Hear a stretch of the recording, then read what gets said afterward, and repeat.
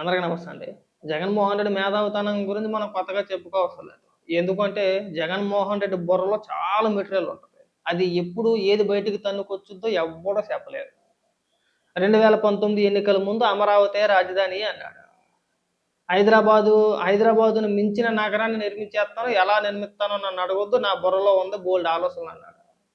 Washington DC అన్నాడు, Sydney అన్నాడు, America అన్నాడు, ఇంగ్లాండ్ అన్నాడు, ఆస్ట్రేలియా అన్నాడు, జపాన్, సింగపూర్ మొత్తం అన్ని దేశాలను కలిపి ఉండ కింద చుట్టి అమరావతిలో పెట్టేస్తాను అన్నాడు. అధికారంలోకి వచ్చిన తర్వాత పోయింది. 3 రాజధానులు అన్నాడు. ఆ తర్వాత మళ్ళీ ఇప్పుడు మావిగన్ అంటున్నాడు. ఈ 3 రాజధానులు ప్రకటించే సందర్భంలో అన్న తెలివితేటలు, అన్న బుర్రలో బోల్డ్ మెటీరియల్ ఉంటుంది కదా, మళ్ళీ ఎలా వద్దని మనం అడగకూడదు. ఒకసారి ఏమని మాట్లాడాడో అసెంబ్లీలో ఒకసారి వినిపించే ప్రయత్నం చేస్తా. మావిగన్ వర్సెస్ 3 రాజధానులు వినండి.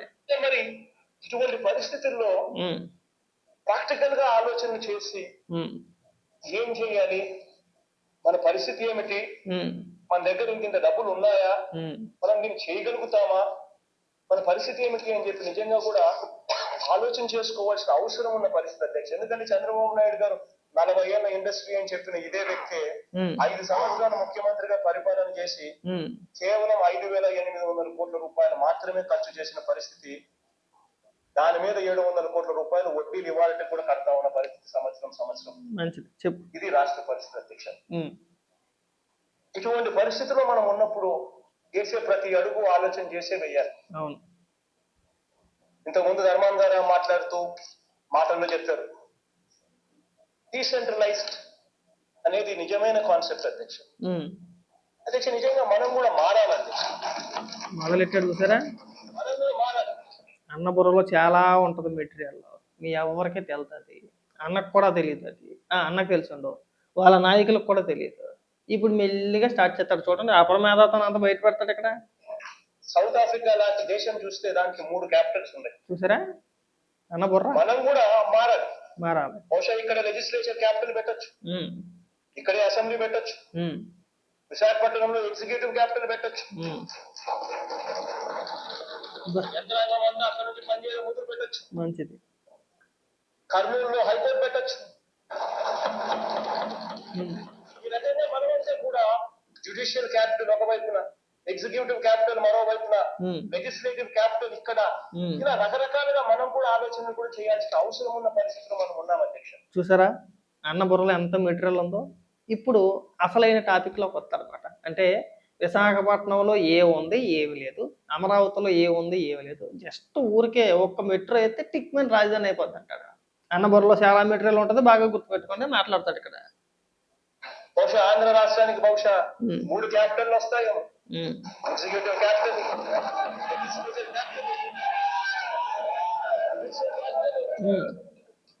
3 క్యాపిటల్ కూడా రావాల్సిన పరిస్థితి కనిపిస్తా ఉంది అధ్యక్ష. చూసారా. ఎందుకనంటే అధ్యక్ష డబ్బులు ఎక్కడి నుంచి వస్తా ఉన్నాయి, మన దగ్గర డబ్బులున్న పరిస్థితిలో మనం ఉన్నామా, నిజంగా కూడా ఆలోచన చేయాల్సిన పరిస్థితి. అదే విశాఖపట్నంలో ఎగ్జిక్యూటివ్ క్యాపిటల్ పెట్టేసినాము అని అంటే ఖర్చు ఏమి ఉండదు అధ్యక్ష. ఆల్రెడీ అక్కడ పూర్తిగా అన్నీ ఉన్నాయి. అక్కడ ఒక మెట్రో రైలు వేసేస్తే సరిపోతుంది. రోడ్ ట్రాఫిక్ కొంచెం అటు ఇటుగా చేసేదాన్ని చేతులు చూసారా ఏమంటే ఎలా ఊపుతున్నాడా చూడండి ఒకసారి. అక్కడ ఒక మెట్రో రైలు వేసేస్తే సరిపోతుంది. కాస్తంత రోడ్ ట్రాఫిక్ కొంచెం అటు ఇటుగా చేసేదానికోసం విత్తనాలు అనుకుంటున్నావా ఏమనుకుంటున్నావా? కాస్తంత అటు ఇటు సెల్లెత్తే ఒక మెట్రో వేసేస్తే అయిపోద్ది. మరి చేసేపోయావా? ఎందుకు చేయలేదు? 3 ఏళ్ళు నువ్వు 3 రాజధానులు పాట పాడి 3 ఏళ్ల తర్వాత నేను 3 రాజధానులకు వెళ్ళటం లేదు, నేను బిల్లు వెనక్కి తీసుకుంటానని చెప్పేసి ఎందుకు చెప్పావు? నీ హయాంలో ఎందుకు వేయలేదండి ఒక మెట్రో? అలా వేసిపోయావా? ట్రాఫిక్ కొంచెం అటు ఇటు సెల్లైపోయావా? అయిపోద్ది రాజధాని. ఎందుకు చేయలేదు నువ్వు? మళ్ళీ వచ్చిన తర్వాత ఎవరిని మబ్బి పెట్టడానికి నువ్వు మళ్ళీ మావిగాన్ అంటున్నావు.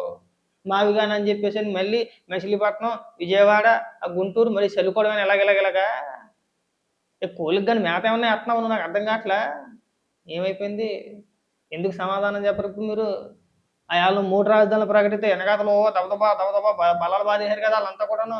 వాళ్ళు ఏమైపోయారు? నీకు ఎలివేషన్ ఇచ్చారు కదా. ప్రాంతాల వారీగా విశాఖపట్నంలోని, కర్నూలులోని పెద్ద పెద్ద ర్యాలీలు చేశారు కదా! సంతకాల సేకరణ చేశారు కదా! పెద్ద పెద్ద ఆత్మగౌరవ పోరాటాలని చెప్పేసని సభలు పెట్టారు కదా! ఏమైపోయారు ఈళ్ళంతా? చల్లేత్తన్నాడు ఇలాగ కోడికి మేత చల్లినట్టు. ఒక మెట్రో, ఒక ట్రాఫిక్ సిగ్నల్, ఒక రోడ్డు, అదొక అమరావతి. అక్కడొక రాజధాని, ఇక్కడొక రాజధాని, ఇక్కడొక రాజధాని, అక్కడొక రాజధాని. ఏమైపోయినియి? మళ్ళీ వాళ్ళొచ్చి మావిగానని చెప్పేసని ఎందుకు మాట్లాడుతున్నారు మీరు? మరి దీనికి ఎందుకు సమాధానం చెప్పరు? మీరు అధికారంలో ఉన్నప్పుడు చెయ్యని పనులు ఇవాళ మీకు అసలు రాజధాని గురించి మాట్లాడే హక్కు ఉందా అండి? చల్లుతున్నాడు ఏదో కోడికి మేత చల్లినట్టు. ఇంకా మాట్లాడండి, ఏదో మాట్లాడుతున్నారు. బహుశా ఇటువంటి ఆలోచనలు కూడా మనం సీరియస్ గా కూడా చేయాలి అధ్యక్ష. చేద్దాం. ఇటువంటి ఆలోచనలన్నీ కూడా చేయడం కోసమే ఒక కమిటీని వేసాం అధ్యక్ష.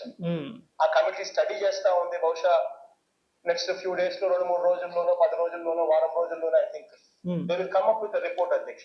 ఆ రిపోర్ట్ లో కూడా వాళ్ళు సుదీర్ఘంగా ఇటువంటి పరిస్థితుల్లో ఏం చేస్తే బాగుంటుంది అనే సుదీర్ఘమైన రిపోర్ట్ కూడా వాళ్ళు తయారు చేస్తా ఉన్నారు, ఇస్తున్నారు అధ్యక్ష. అధ్యక్ష 2 కంపెనీలకు ఇచ్చాం అధ్యక్ష. రెండు ఆర్గనైజేషన్స్ కి ఇచ్చాం. ఒకటి రినౌండ్ రెప్యూటెడ్ పీపుల్ ఆర్గనైజేషన్స్ కి ఇచ్చాం అధ్యక్ష. సలహా ఇవ్వండి, సూచనలు ఇవ్వండి, వే ఫార్వర్డ్ చెప్పండి అని చెప్పి. సిమిలర్లీ ఇంకొక కన్సల్టెన్సీ ఫర్మ్ కూడా బీసీజీ అని Boston company, very reputed multinational company 7 కోట్లు ఎంతో ఇచ్చారు ఆ కంపెనీకి సర్వే చేసినందుకు. ఆ నివేదిక ఇవ్వడానికి బోస్టన్ కంపెనీకి 7 కోట్ల రూపాయలు ఎంత ఇచ్చాడు ప్రభుత్వం. ఏది జగన్మోహన్ రెడ్డి బుర్రలో ఉన్న ఆలోచనే వాళ్ళు కూడా చెప్పడానికి 7 కోట్ల రూపాయలు తగలేసాడు. తగలేసి 3 రాజధానులు 3 మొక్కలు 30 రాజధానులు అని చెప్పేసి 3 ఏళ్ళు కాలక్షేపం చేశారు. మిగిలిన 2 ఏళ్ళు రాజధాని ప్రస్తావనే తీసుకురాలేదు. ఎన్నికల దగ్గరికి వచ్చే సందర్భంలో 2023 నుంచి మొదలు పెట్టాడు. నేను ఇంకా కాపురం అక్కడే పెడతాను, రుషికొండ భవనం కట్టుకుంటున్నాను, కాపురం అక్కడే పెడతాను, ఇక మా 3 పిల్లలు ఇద్దరం కూడా విశాఖపట్నంలో ఉంటాము, ఆ సముద్రం వారిని కూర్చుంటాము, చేపలు చూస్తూ ఉంటాము, చేపలు పడతా ఉంటాం, గేలం వేస్తూ ఉంటాం కిటికీల నుంచి, అక్కడి నుంచే పరిపాలిస్తానని చెప్పేసి మొదలెట్టారు. అందరూ మొదలెట్టారు, మామూలుగా కాదు. ఇంక జగన్మోహన్ రెడ్డి మాట అంటే విశాఖపట్నం ఎక్కడికో తీసుకెళ్ళిపోతారు. విశాఖపట్నాన్ని ఎక్కడికో తీసుకెళ్ళిపోతారండి, నడి సముద్రంలో పెట్టేస్తాడు. ఇక ఇంటింటికి బెంజ్ కారు, కేజీ బంగారం, మిమ్మల్ని అందరూ కూడా మీరు గాల్లో ఎగరడమే. ఇంకా మామూలుగా చెప్పలేదు అన్నమాట. మీ బుర్రలో ఉన్న దరిద్రాలన్నీ కూడా మా మీద రుద్దేసే ప్రయత్నాలు చేశారు. ఏమైంది అసలు? మీరు 3 రాజధానులు ప్రస్తావించకపోవడానికి, ఇప్పుడు ప్రస్తావించకపోవడానికి కారణం ఏంటి? అమరావతిని ఎందుకు వ్యతిరేకిస్తారో ఒక క్లారిటీ ఉంది. సరే, మీరు ఏదో చంద్రబాబు నాయుడు అంటే మీకు పడదు, ఆయన ఏ పని చేసినా సరే మీరు వ్యతిరేకిస్తారు. ఏ పని చేసినా సరే. గతంలో పట్టిసీమ గురించి కూడా అలాగే మాట్లాడారు కొందరు మేధావులు అయితే. మళ్ళీ దాని గురించి సపరేట్గా మాట్లాడుకుందాం. చంద్రబాబు నాయుడు గారు ఏ కార్యక్రమాన్ని చేపట్టినా, ఏ పని మొదలు పెట్టినా అది ఖచ్చితంగా వీళ్ళు వ్యతిరేకిస్తారు. అది మన అందరికీ తెలుసు. ఒక పక్కన పెట్టేద్దాం. ఇవాళ అమరావతి పైన కూడా అనేక ఆరోపణలు చేస్తారు. ఇవాళ కాదు, దాదాపు 2015 నుంచి మొదలు పెట్టారు. దాదాపు 10-11 ఏళ్ల బట్టి అమరావతి పైన ఏడుస్తానే ఉన్నారు. అది పక్కన పెట్టేసాడు. వీళ్ళు ఆరోపణల వరకే పరిమితం. అందులో నిరూపించింది లేదు, ఏమీ లేదు. ప్రజలందరూ కూడా క్లారిటీ ఉంది. జగన్మోహన్ రెడ్డి అమరావతి మీద చేసిన ఆరోపణలన్నీ కూడా పచ్చి అబద్ధం అనేది రాష్ట్ర ప్రజలకు ఒక క్లారిటీ ఉంది. మరి 3 రాజధానులు మీ సొంత నిర్ణయం కదా, మీ సొంత ఆలోచన. మీ బుర్రలో చాలా ఆలోచనలు ఉంటాయి కాబట్టి అందులో ఒక ఆలోచన, ఏదో ఒక గింజ చల్లుతాం కదా మనం, ఒక చిన్న ఆలోచన. మరి దాని గురించి ఎందుకు మాట్లాడట్లేదు? మీరు ఎందుకు 3 రాజధానుల ప్రస్తావన తీసుకొచ్చారు? మళ్ళీ 3 రాజధానుల ప్రస్తావన ఎందుకు విరమించుకున్నారో కనీసం దాని గురించి ఒక క్లారిటీ ఇవ్వండి ప్రజలకి. మీకోసం ర్యాలీలు చేసిన వాళ్ళు, సంతకాల సేకరణ చేసిన వాళ్ళు, సంతకాలు పెట్టిన వాళ్ళు ఎరుపాపలా కాదండి. 3 రాజధానులు అనగానే పెద్ద వ్యతిరేకత రాగానే అమరావతి ప్రాంతంలో 3 రాజధానులకి మద్దతుగా టెంట్లు వేయించి ఆ టెంట్లో కొంతమందిని కూర్చోబెట్టు. వాళ్ళ పరిస్థితి ఏంటి? కర్నూలులో అయితే ఒక పెద్ద సభలు పెట్టించు, ఆత్మగౌరవ సభలు అని చెప్పేసి అక్కడ కొంతమందిని గ్యాదర్ చేసి అక్కడ రాయలసీమ ప్రాంత నాయకులు ఎవరైతే ఉన్నారో వాళ్ళ చేత పెద్ద సభలు పెట్టించు. చంద్రబాబు నాయుడు గారు రాయలసీమ ప్రాంతాన్ని అభివృద్ధిని చెందనివ్వట్లేదు, అభివృద్ధి అవనివ్వట్లేదు, మమ్మల్ని రాజధాని ప్రాంతంగా మమ్మల్ని వ్యతిరేకిస్తారు, అది ఇది అని చెప్పేసి పెద్ద మీటింగ్లు ఇట్టించో వాళ్ళ చేత సంతకాల సేకరణ ఏం చేసావు. కాకినాడలో మా కురసాన కన్నబాబు అయితే సంతకాల సేకరణ ఏం చేసాడు. మరి ఏమైపోయారు వీళ్ళంతా? వాళ్ళ పరిస్థితి ఏంటి? కనీసం వాళ్ళకన్నా ఒక క్లారిటీ చెప్పాలి కదా. ఇక గతంలో 3 రాజధానుల ప్రస్తావన తీసుకొచ్చాం, ఇప్పుడు వద్దనుకుంటున్నాం. ఎందుకు వద్దనుకుంటున్నాం? దానికి సమాధానం చెప్పండి. నీ మావిగాని గురించి వివరణ అడగట్లా.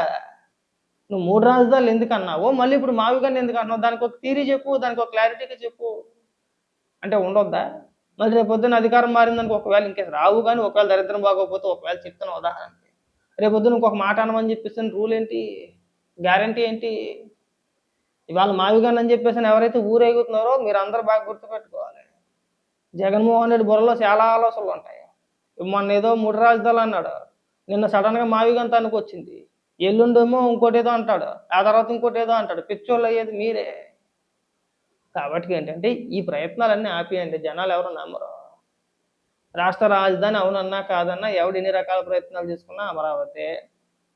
దానికి మీరు ఊకొట్టి ఇకనైనా రాజధాని పైన నీచ రాజకీయాలు మానేసి గడికి ఒక మాట మాట్లాడుకుంటా మీరు కూడా రాజధాని ప్రాంతానికి మద్దతు తెలిపి రాజకీయాలు చేయండి, బ్రహ్మాండంగా ఉంటుంది. అంతేగాని మేము పూటకోసారి రాజధాని మార్చేస్తామంటే మా బుర్రలో బోల్డ్ మెటీరియల్ ఉందంటే ఇలాగే ట్రోల్ చేస్తారు.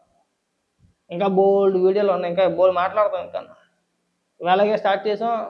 మీరు గతంలో 3 రాజధానుల గురించి ఇచ్చిన ఎలివేషన్లో కుట్ల కుట్లు ఉన్నాయి వీడియోలు, అన్నీ వినిపించి మాట్లాడతాం.